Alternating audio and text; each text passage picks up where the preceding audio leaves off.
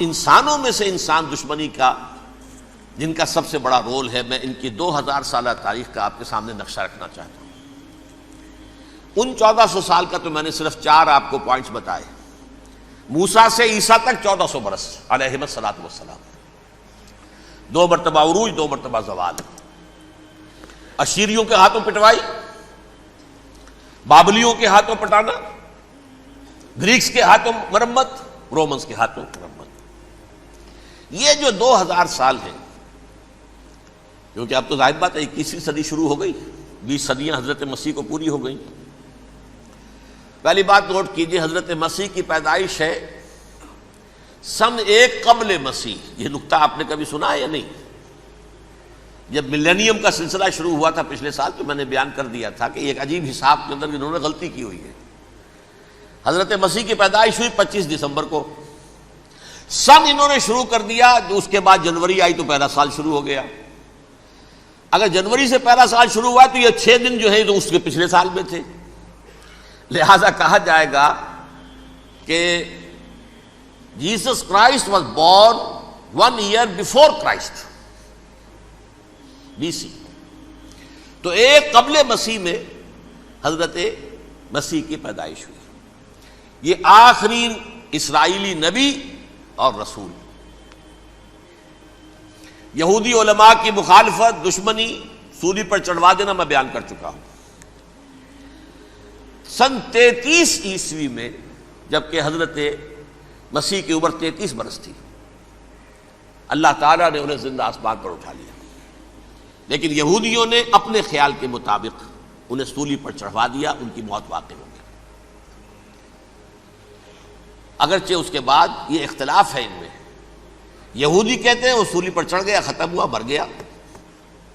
عیسائی کہتے ہیں نہیں، انتقال ہوا ہے مسیح کا صلیب پر، لیکن پھر وہ دوبارہ زندہ ہو گئے ہیں۔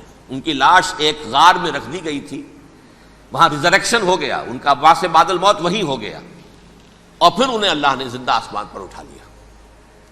تو ہمارے اور عیسائیوں کے درمیان نوٹ کر لیجئے، یہ چیز مشترک ہے کہ حضرت مسیح آسمان پر زندہ اٹھائے گئے۔ فرق کیا ہے؟ وہ سمجھتے ہیں کہ سولی دیے گئے، سولی پر مرے، پھر زندہ ہوئے، پھر گئے۔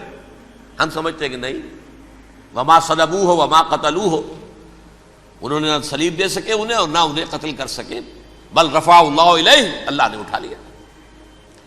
پھر ہمارا اور یہ اس کا عیسائیوں کا ایک اور اتفاق ہے، سیکنڈ کمنگ آف جیسس، حضرت مسیح دوبارہ آئیں گے۔ یہ عیسائیوں کا بھی عقیدہ ہے اور ہمارا بھی۔ بہرحال تو جیسا کہ میں نے عرض کیا کہ اس وقت یہ عذاب استیصال، عذاب اکبر کے مستحق ہو چکے تھے، لیکن اللہ نے ان کی مدت دراز کی ہے، لیکن ان پر دنیاوی عذاب کا ایک کوڑا جو ہے اللہ تعالیٰ کی طرف سے اسی وقت برسا۔ دنیاوی عذاب دنیا میں رہتے ہوئے ختم نہیں کیا۔ 37 برس بعد حضرت مسیح کے رفع سماوی کے 37 برس بعد سن 70 میں یہودیوں نے بغاوت کی رومیوں کے خلاف۔ رومی ٹائٹس جنرل تھا ایک، اس نے پھر جو حملہ کیا ہے، 1,33,000 یہودی ایک دن میں قتل کیا یروشلم میں، اور ہیکل سلیمانی گرا دیا۔ وہ ہیکل پہلے بھی گرا تھا، پہلے 1400 سال کے دوران میں بھی نبوکدنضر نے گرایا تھا، لیکن پھر اس کے 150 سال بعد انہوں نے دوبارہ بنا لیا تھا، اس لیے وہ اسے سیکنڈ ٹیمپل کہتے ہیں۔ پہلا ٹیمپل جو حضرت سلیمان نے بنایا تھا، نبوکدنضر نے گرا دیا 587 قبل مسیح میں، پھر دوبارہ انہوں نے 150 سال کے بعد بنا لیا۔ وہ اس تاریخ کا حصہ ہے، میں نے جس کے بارے میں آپ کو تفصیل نہیں بتائی۔ اس میں یہ ہوا سن 70 میں وہ گرا دیا گیا، وہ آج تک گرا پڑا ہوا ہے۔ نمبر 2، یہ کہہ دیا گیا کہ یہودیوں اس ارض فلسطین سے نکل جاؤ، تم یہاں نہیں رہ سکتے اب۔ لہذا جس کا جہاں سینگ سمایا چلا گیا، یورپ میں چلے گئے، ایشیا میں آ گئے، عرب میں آ گئے۔ یہ 3 قبیلے جو رات بھی میں نے عرض کیا تھا، بنو قینقاع، بنو نذیر اور بنو قریظہ، یہ وہاں سے آ کے مدینے میں آباد ہو گئے۔ جس کا جہاں سینگ سمایا، افریقہ میں، ہندوستان میں، جہاں چلے گئے۔ ڈایاسپورا اسے کہتے ہیں، وہ آپ نوٹ کر لیجیے اس لفظ کو، ڈایاسپورا۔ ہمارا دور انتشار، جبکہ ہمیں ہماری اصل سرزمین تو فلسطین ہے، حضرت ابراہیم کا مسکن، حضرت اسحاق حضرت یعقوب کا مسکن فلسطین، یہ ہے ہماری اصل جاگیر، یہ تو ہماری جدی پشتی جاگیر ہے۔ لیکن یہاں سے نکال دیے گئے سن 70 عیسوی میں، اور وہاں سے لے کے 1917 تک ان کا ڈایاسپورا جاری رہا۔ یہ دور انتشار ہے۔ اس دور انتشار کے اب چند حصے ہیں جس کو میں چاہتا ہوں کہ آپ علیحدہ علیحدہ سمجھ لیں۔ دور انتشار کا جو پہلا جو ہے تقریباً 300 برس رومی حکمران تھے، وہ یہودیوں کے بھی دشمن تھے اور عیسائیوں کے بھی دشمن تھے۔ عیسائی اور یہودی ایک دوسرے کے بھی دشمن تھے، لیکن رومی سمجھتے تھے کہ یہ ایک ہی تھیلی کے چٹے بٹے ہیں۔ رومیوں کے نزدیک عیسائی بھی یہودیوں ہی کا ایک فرقہ تھے، کوئی علیحدہ مذہب تو تھا ہی نہیں۔ لہذا رومی جو ہیں رومنز، وہ ان دونوں کو ستاتے تھے، مارتے تھے، اور یہ آپس میں لڑتے تھے۔ یہودی عیسائیوں کو مارتے تھے، عیسائی یہودیوں کو مارتے تھے۔ یہ ہے 300 برس تک کی تاریخ۔ سن 300 عیسوی میں کیا ہوا؟ ایک معجزہ ہو گیا۔ بہت عظیم ایمپرر کانسٹینٹائن، قسطنطین اعظم، رومن ایمپررز میں سے بہت بڑا ایمپرر، وہ عیسائی ہو گئے۔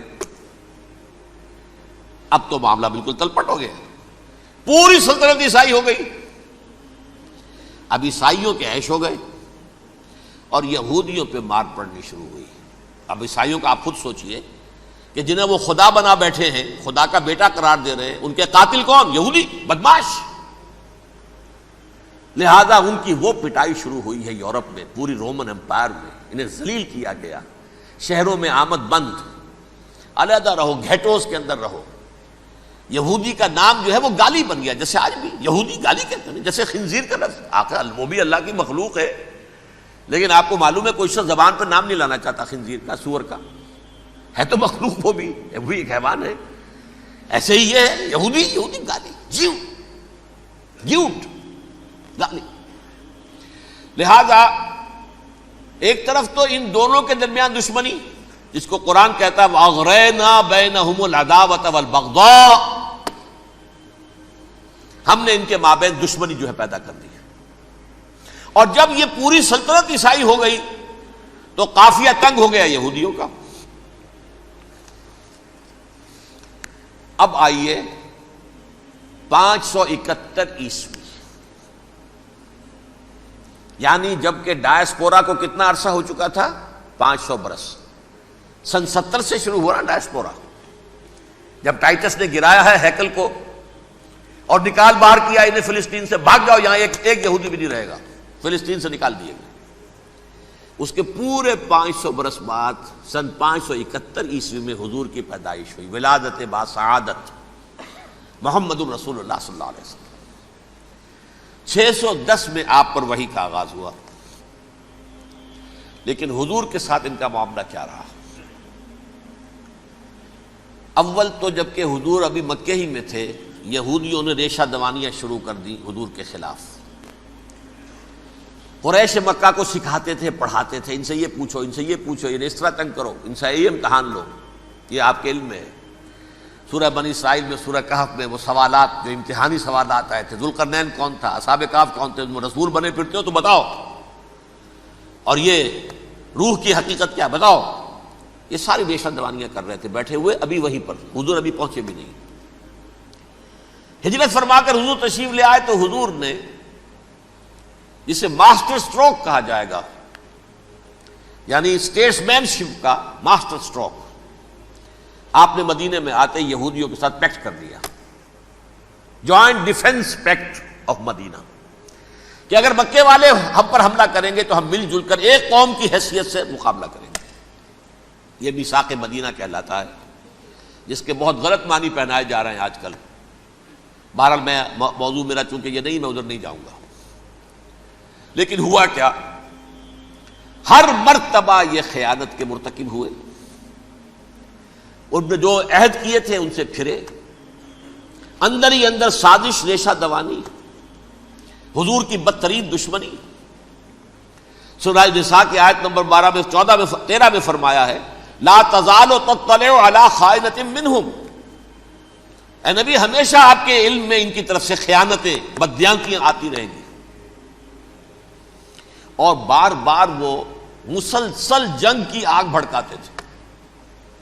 قریش کو دعوت دیتے، آؤ آؤ آؤ ہم اندر سے بغاوت کر دیں گے، تم آؤ تو صحیح، ختم کریں محمد کو اور اہل ایمان کو صلی اللہ علیہ وسلم ورضی اللہ تعالی عنہم اجمعین. لیکن پھر جب وہ آتے تھے تو یہ دبک جاتے تھے، ان میں ہمت نہیں تھی، میدان کے مرد نہیں رہے تھے. یہ سورہ حشر میں ان کا نقشہ کھینچا گیا ہے. کھلے میدان میں مقابلے کی اس کے اندر صلاحیت ہی نہیں ہے. یہ تو فصیلوں کے پیچھے سے، جیسے عورتیں کہیں دیہات میں لڑائی ہوتی ہے تو مرد جو ہے گلیوں میں لڑتے ہیں، عورتیں اوپر سے پتھر پھینکتی ہیں، بس وہ کام یہ کر سکتے تھے. من ورائے جدر، فصیلوں کے پیچھے سے، جنگ میں میدان میں نہیں آ سکتے. بہرحال قرآن مجید میں ہے یہ سورہ مائدہ کی آیت نمبر 64، کلما اوقدوا نارا للحرب اطفاها اللہ. اکثر و بیشتر مواقع پر تو یہ جب آگ بھڑکاتے تھے جنگ کی، اللہ اسے بجھا دیتا تھا. لیکن بہرحال اس کے باوجود جنگیں ہوئی، غزوہ بدر، غزوہ احد ہوئی کہ نہیں. یہ ساری اصل شرارت ہوئی. اور اس کے نتیجے میں حضور نے پھر ایک ایک کر کے 3 قبیلوں کو سزا دی. غزوہ بدر کے فوراً بعد بنو قینقاع نکالے گئے مدینے سے، غزوہ احد کے فوراً بعد بنو نذیر نکالے گئے، اور غزوہ احزاب کے بعد بنو قریظہ نکال دیے گئے. یہ تو میں نے آپ کے سامنے رکھ دیا صرف حضور کے زمانے میں ان کا کیا رویہ رہا. دشمن، رات بھی ہم نے وہ آیت پڑھی تھی، لَتَجِدَنَّ أَشَدَّ النَّاسِ عَدَاوَةً لِلَّذِينَ آمَنُوا الْيَهُودُ وَالَّذِينَ أَشْرَكُوا. اہل ایمان کی دشمنی میں شدید ترین تم پاؤ گے یہودیوں کو اور مشرکین. مشرکین بھی بعد میں ہے، پہلے یہودی. حضور کے بعد کیا ہوا اب یہ نوٹ کیجئے، یہ ان کی تاریخ کا دوسرا دور. حضرت عمر رضی اللہ تعالیٰ عنہ کا عہد خلافت ہے. بیت المقدس کا محاصرہ کیا گیا، فصیل بڑی اونچی، شہر اندر سے سیلف سفیشینٹ، حملے کا راستہ کوئی نہیں. محاصرہ طول کھینچ رہا ہے لیکن ان کے پاس رسد بھی موجود ہے، پانی بھی موجود ہے، وہ دروازے بند کر کے بیٹھے ہوئے ہیں. بالآخر اللہ تعالیٰ کی مشیت کا ظہور کیسے ہوا؟ ان کے کچھ علماء آئے فصیل پر، کہا دیکھو مسلمانوں، تم قیامت تک بھی یہاں پڑے رہو گے محاصرہ کر کے، ہمارا یہ شہر فتح نہیں ہوگا. ہاں ایک درویش بادشاہ کے ہاتھوں یہ شہر فتح ہونا ہے، لیکن تمہارے اندر ہمیں وہ نظر نہیں آ رہا. ابو عبیدہ بن الجراح رضی اللہ تعالی عنہ، امین هذه الامہ، ان کا فوراً ذہن گیا وہ درویش بادشاہ مدینے میں بیٹھا ہوا ہے عمر رضی اللہ تعالی. اب ایک اور عمر بھی ہے جو قندھار میں بیٹھا ہے. نقشہ وہی ہے، سادگی کی حد تک نقشہ وہی، بالکل وہی، اپنی آنکھوں سے دیکھا ہے وہی سادگی. عمر اول، عمر ثانی تھے عمر بن عبد العزیز. اب ایک اللہ کے فضل سے اللہ تعالیٰ ایدہ اللہ بنصرتہ، اللہ تعالیٰ ان کی نصرت فرمائے، دشمنوں کو ان کے مقابلے میں نیست و نابود کرے. انہوں نے ریکویسٹ بھیج دی کہ حضور تشریف لائیے، یہ شہر فتح ہو جائے گا. وہ ہے سفر تاریخی، اتنا طویل سفر، تقریباً 700 میل، ایک اونٹ، ایک خادم، ایک منزل پہ امیر المومنین اوپر بیٹھے، خادم آگے چل رہا ہے، اگلی منزل پہ خادم اوپر بیٹھا ہے، امیر المومنین آگے جا رہے ہیں. اور جب پہنچے ہیں تو وہ باری تھی خادم کی. انہوں نے ہاتھ جوڑ دیا، حضور خدا کے لیے تم کیا کہیں گے لوگ، وہ میرا برا حال کر دیں گے، تمہیں شرم نہیں آئی؟ امیر المومنین پیدل آگے چل رہے ہیں نکیل پکڑ کر، اور تم بیٹھے ہو اوپر براجمان ہو. حضرت عمر فرمایا الدور دورک، نہیں باری تمہاری ہے، بیٹھ. اس حال میں پہنچے ہیں. اور پھر یہ کہ ابو عبیدہ بن الجراح آئے ہیں، استقبال کیا ہے تو دیکھا ہے اس حال میں چلے آ رہے ہیں. عمر نکیل پکڑے ہوئے چلے آ رہے ہیں، اور کہتے ہیں کہ کہیں کیچڑ ویچڑ تھا، جوتے خراب ہو گئے تھے، وہ بھی اتار کے ہاتھ میں پکڑے ہوئے، کپڑے تو تھے ہی پھٹے ہوئے. انہوں نے کہا بھی حضرت ابو عبیدہ نے، دیکھیے یہ بڑا متمدن ملک ہے، بڑا مہذب علاقہ ہے، یہ آپ ذرا حلیہ اپنا دوست فرما لیں تب جا کے پیش ہم آپ کو کریں گے. آپ نے فرمایا نحن قوم اعزنا اللہ بالاسلام، ہم وہ قوم ہیں جنہیں اللہ نے عزت دی ہے اسلام کے ذریعے سے. کپڑوں کے ذریعے سے نہیں، دولت کے ذریعے سے نہیں۔ اسی حال میں گئے ہیں، اوپر سے انہوں نے کھڑے ہو کر نشانیاں دیکھی ہیں، اپنی کتابیں کھولی، ہاں یہ وہی ہیں، اچھا لو جی سرنڈر، شہر تمہارے ہاتھ میں۔ خون کا ایک قطرہ نہیں بہا اور بیت المقدس فتح ہو گیا۔ لیکن اس وقت حضرت عمر نے ایک نرمی یہ کی کہ یہودیوں کے لیے بھی اسے اوپن سٹی قرار دے دیا۔ یہ احسان عظیم حضرت عمر کا، اس سے پہلے یہودی آ ہی نہیں سکتا تھا، داخل ہی نہیں ہو سکتا تھا، وہاں وہ آ کر وزٹ نہیں کر سکتا تھا، زیارت نہیں کر سکتا تھا اپنے مقدس مقامات کی۔ حضرت عمر نے یوں سمجھیے کہ تقریباً 550 برس کے بعد ان کے لیے راستہ کھولا ہے کہ ہاں تم آ سکتے ہو، زیارت کر سکتے ہو۔ لیکن یہ عیسائیوں نے لکھوایا معاہدے کے اندر، انہیں یہاں آپ آباد ہونے کی اجازت نہیں دیں گے، لیکن کم وزٹ دی پلیسز، دیکھیں زیارتیں کریں اور جائیں۔ یہ معاہدہ حضرت عمر کا ہے رضی اللہ تعالیٰ، جو پھر خلافت راشدہ کے بعد بنو امیہ نے بھی اس کو آنر کیا، بنو عباس نے کیا، پھر جو ہمارے یہ ترکوں میں اندر خلافت آئی تو ترک خلفاء نے بھی اس معاہدے کی پوری پابندی کی۔ فلسطین میں آ سکتے ہیں یہودی صرف زائرین کی حیثیت سے، وہاں آباد نہیں ہو سکتے۔ اب آئیے اگلا دور آیا حضرت عثمان کا دور خلافت۔ یہ ہے وہ وقت کہ اب یہود نے امت مسلمہ کی پیٹھ میں چھرا گھونپا۔ وہ کیسے؟ ایک یہودی عبداللہ ابن سبا اسلام کا لبادہ اوڑھ کر آ گیا، معاشرے کا جائزہ لے لیا، ان میں بنو ہاشم اور بنو امیہ میں جو پرانی کشاکش تھی اس کے کچھ نہ کچھ جراثیم باقی ہیں، اگر ان کو ذرا بھڑکا دے تو مسلمانوں میں انتشار پیدا ہو جائے۔ کہا یہ عثمان کون ہے؟ یہ تو بنو امیہ میں سے ہے، یہ حق تو بنو ہاشم کا ہے، خلافت ان کے پاس ہونی چاہیے، محمد کے تو رشتہ دار وہ ہے صلی اللہ علیہ وسلم۔ عوام الناس کے اندر بات پھیلنی شروع ہوئی، پھر ایک بڑی سازش کے انداز میں حضرت عثمان کے خلاف پروپیگنڈا، حضرت عثمان کے جو عاملین تھے، گورنر تھے، ان کے خلاف پروپیگنڈا، اور ایسی ہوشیاری کرتے تھے کہ کوفے میں کوفے کے حاکم کے خلاف کچھ نہیں کہنا، اجی مصر میں یہ ہو رہا ہے، اجی شام میں یہ ہو رہا ہے، اجی یہ جو عثمان ہے وہ یہ کر رہا ہے، یہ ظلم ہو رہا ہے، یہ لوٹ مار ہو رہی ہے، یہ خیانتیں ہو رہی ہیں۔ اب نہ تو اس زمانے میں مینز آف کمیونیکیشن، کیسے تصدیق کریں؟ افواہیں تو آپ آج کراچی کے اندر شروع ہو جائے تو پتہ نہیں چل سکتا کسی کو کہ کیا اس میں صداقت ہے کیا جھوٹ ہے، اور بری بات جو ہے فطرت انسانی کی کمزوری ہے وہ فوراً قبول کرتا ہے، کسی کے بارے میں اچھی بات ماننے کو تیار نہیں ہوتا لیکن بری بات تو فوراً تیار ہے۔ بہرحال یہ فتنہ انہوں نے اٹھایا، حضرت علی کی الوہیت کا فتنہ اٹھایا، حضرت عثمان کے خلاف الفتنۃ الکبریٰ برپا کیا، حضرت عثمان شہید ہوئے۔ اس کے بعد 5 برس تک مسلمان ایک دوسرے کی گردنیں کاٹتے رہے، باہمی خانہ جنگی ہوئی، امت کو وہ زخم لگایا ہے جو آج تک جس سے خون رس رہا ہے۔ یہ شیعان عثمان اور شیعان علی تھے جو بعد میں پھر سنی اور شیعہ ہو اور آج تک ہے۔ فتنہ کس نے جگایا؟ ایک عبداللہ ابن سبا یہودی اور اس کے کارندے، شیطان کا ایجنٹ، اور انسانوں میں سے بھی اس کے جو بھی حواریین تھے اور شیطانوں کے اندر سے بھی تھے، انہوں نے بھی اس آگ کو بھڑکایا۔ یہ آپ سوچ لیجئے کہ یہ کس نے وہ زخم لگایا؟ یہودی۔ اگلا دور آیا، خلافت راشدہ ختم ہوئی، بنو امیہ کا بھی دور کافی گزر گیا۔ طارق ابن زیاد 712 عیسوی میں حملہ کرتے ہیں اسپین پر۔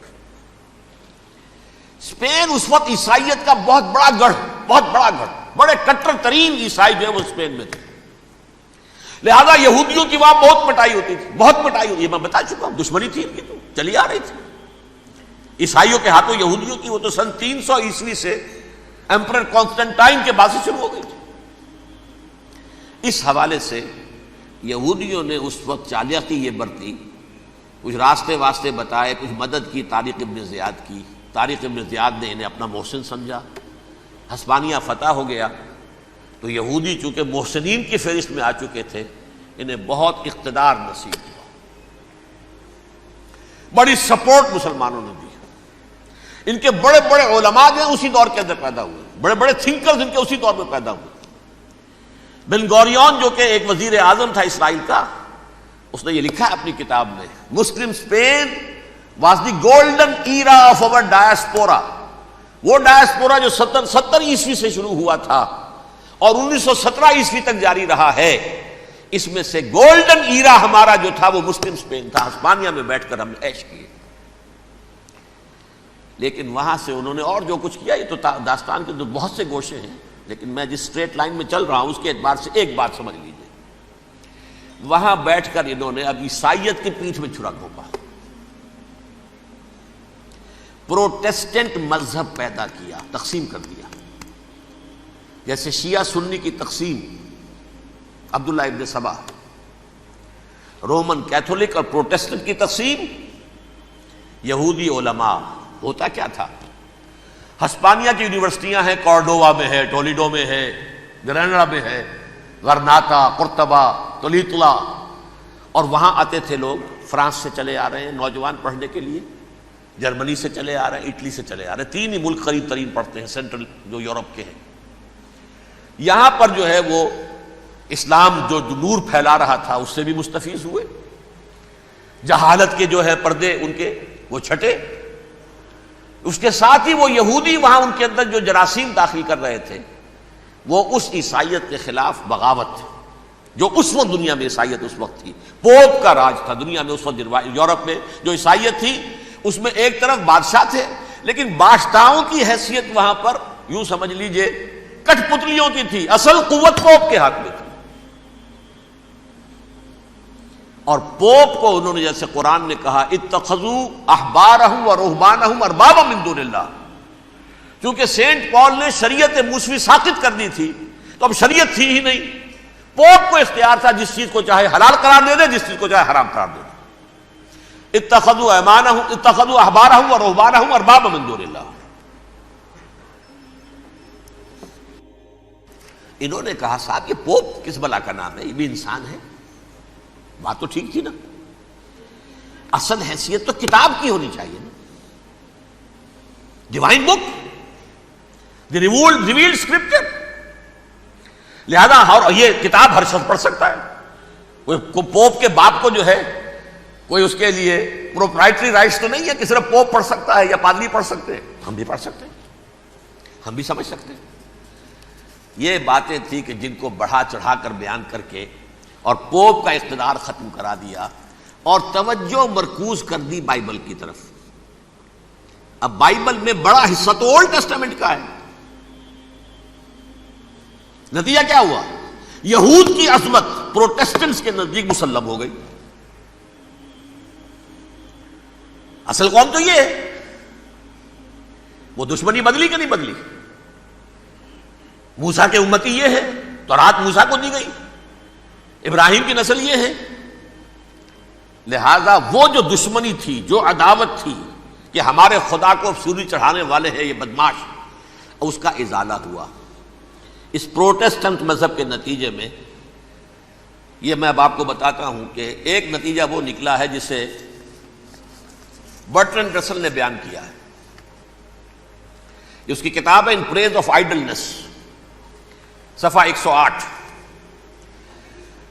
وہ لکھتا ہے the Christians retaining the Judaic belief in special revelation added to it the Roman desire for worldwide domination and the Greek taste for metaphysical subtleties. The combination produce the most fiercely persecuting religion that the world has yet known. یہ 3 چیزیں آ کر عیسائیت میں مل گئی. ایک تو جب یہ اولڈ ٹیسٹامنٹ جو ہے وہ ان کے ہاتھ میں آ گئی، اور اس کے میں کچھ آپ کو بتا دیتا ہوں کہ اولڈ ٹیسٹامنٹ کی تعلیمات، کیونکہ یہ اولڈ ٹیسٹامنٹ جو ہے یہ محرف تھی. اصل تورات تو گم ہو گئی تھی 587 قبل مسیح میں، جب پہلی مرتبہ ہیکل جو ہے تباہ ہوا ہے، اس وقت ختم ہو گئی تھی. اس کے کوئی 150 سال کے بعد انہوں نے یادداشتوں سے مرتب کر کے لکھی ہے. اب اس میں ان کے اپنے خیالات، اپنے امانی، اپنی توجیحات وہ شامل ہو گئی. لہذا میں آپ کو حوالے دیتا ہوں اس کتاب کے اندر مظالم کی جو تعلیم دی گئی ہے اہل کتاب نے اپنے مظالم قتل عام کے جواز کے لیے تورات میں تبدیلیاں کی اور پیغمبروں پر دہشت ناکی اور بدترین حرام کاری کے الزامات لگائے. سنیے، پہلا حوالہ ہے یہ گنتی باب 31 آیات 17-18. اس لیے ان بچوں میں جتنے لڑکے ہیں سب کو مار ڈالو، اور جتنی عورتیں مرد کا منہ دیکھ چکی ہیں ان کو بھی قتل کر ڈالو، لیکن ان لڑکیوں کو جو مرد سے واقف نہیں اور اچھوتی ہیں اپنے لیے زندہ رکھو. یہ کسی اللہ کی کتاب کا یہ جملہ ہو سکتا ہے؟ کسی ریویل بک کا؟